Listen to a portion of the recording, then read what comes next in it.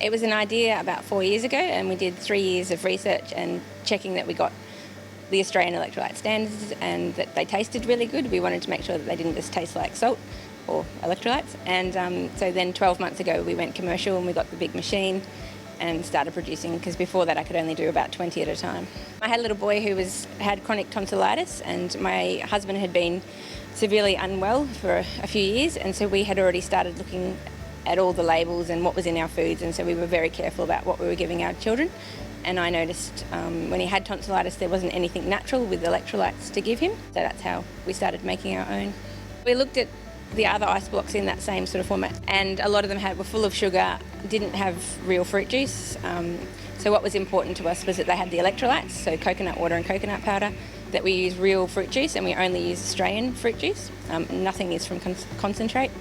And yeah, we didn't want to add any extra sugar or any ingredients that didn't really need to be in there. And we added the fibre as well, just so they are good for you.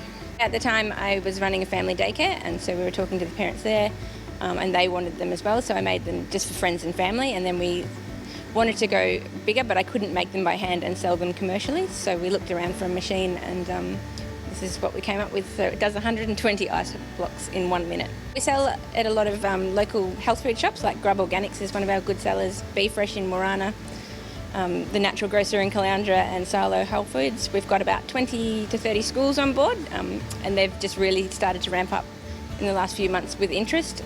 Maroochydore Surf Lifesaving Club has been a really big supporter, and Maroochydore Beach Gymnastics sells a lot.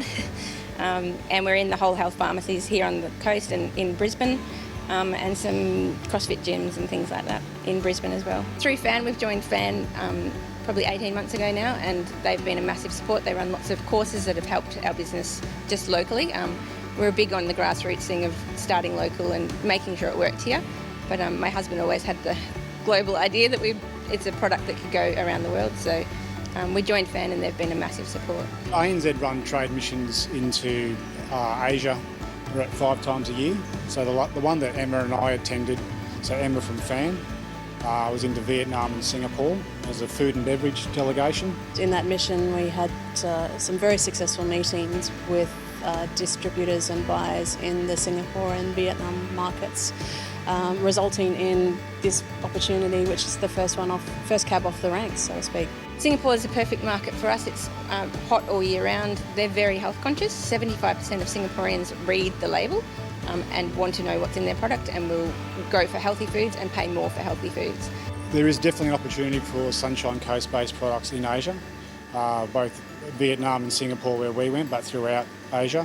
The Australian brand obviously is clean and green, is something that the Sunshine Coast food operators can cash in on. We're a very collaborative region, and there are a lot of resources and supports for our small businesses to actually partake in these opportunities. So I think as a region we certainly bat above our weight, because we are collaborative in nature, and we look to not only further our own individual businesses, but the region as a whole and the industry as a whole. I'm so pleased that someone from the sunny coast and from our mission has been able to get an order straight into Singapore, so it helps show the path for others to follow.